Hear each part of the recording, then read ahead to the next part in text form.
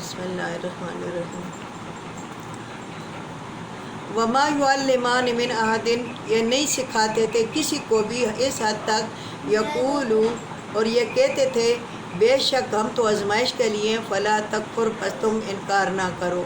फ़यतअल्लमूना, फिर इन्होंने बहुत मिन्नतें जारी की, फिर उसको कहा कि हम बस हमें बता दें कि ये क्या चीज़ है, खाली हम देखते हैं।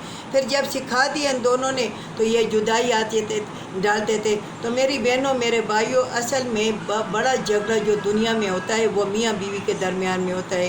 रात को शैतान सारे जमा होते हैं तो बड़ा शैतान कहता है कि तुम लोगों ने क्या क्या किया, यानी जो अपने मातेतों से पूछता है कि दिन में क्या क्या क्या क्या नहीं किया, कितना पैसा कमाया कितना नहीं कमाया, गदागर एक दूसरे को कहते हैं, या और किस्म के जो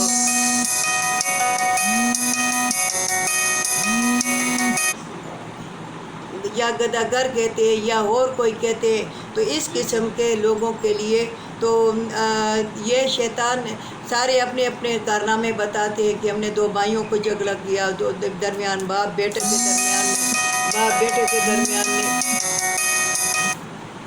बाप बेटे के दरमियान में किया और ये किया। तो एक शैतान चुप बैठा होता है तो बड़ा शैतान पूछता है कि तुम क्यों खामोश हो। तो वो कहता है कि मैंने असल में इनके सबसे ज़्यादा बड़ा झगड़ा किया, मैंने मियाँ बीवी के दरमियान में झगड़ा डाला है। तो फिर बड़ा शैतान बहुत खुश होता है कि देखो इसने बहुत अच्छा काम किया है, ये बहुत अच्छा काम करने वाला है। और ये यानी मियाँ बीवी के दरमियान में झगड़ा डालना बड़ा शैतान का काम है, बड़ा काम है शैतान का, ये बहुत बड़ा कारनामा है। हमें चाहिए कि मियाँ बीवी के दरमियान में हम झगड़े ना डालें और मियाँ बीवी के दरमियान में हम सुलह करें और मियाँ बीवी के दरमियान में हम मोहब्बत की बातें उनको सिखाएं। और मियाँ बीवी के दरमियान में हमें झगड़ा, अगर सास है वो भी, अगर नंद है वो भी, अगर देवर है देवरानी है, जो भी अपने रिश्ते हैं वो अपने रिश्तों के अंदर रहकर इन झगड़ों को मिटाए और उनके दरमियान में रखना ना डाले, उनके दरमियान की ज़िंदगी अजीरन ना करे। तो सिखा दिया इन दोनों ने जो जुदाई डालते थे इसके साथ माबैन मर्द और औरत के। वमा हम बिद्वारीन मिन अहदिन, ये नहीं ज़रर पहुंचा सकते थे किसी को इसके ज़रिए मगर अल्लाह के हुक्म से। मेरी बहनों मेरे भाइयों, कोई जादू कोई टोना कोई फ़ायदा नहीं पहुंचाता अगर अल्लाह तुम्हें नुकसान ना पहुंचाए।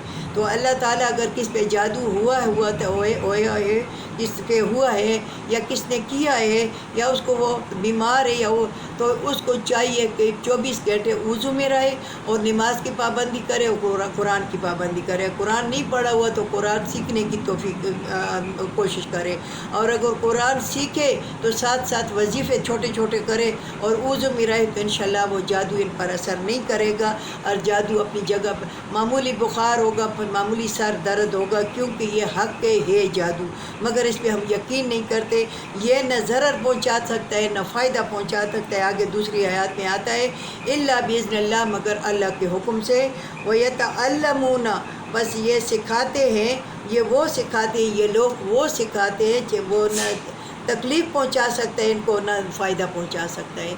ये वो सिखाते हैं, ये जादू टोने और तवीज़ धागे, ये वो सिखाते हैं कि न इनको ज़रर पहुंचा सकते हैं यानी तकलीफ़, और न इनको फ़ायदा पहुंचा सकते हैं। अगर हम अल्लाह ताला के अहकामात के मुताबिक 24 घंटे अपनी इबादत में रहेंगे, वुज़ू में रहेंगे, तो थोड़ा सा बुखार होगा, सिर दर्द होगा, मगर ज़्यादा तकलीफ़ हमें बड़े से बड़े जादू से भी नहीं होगी।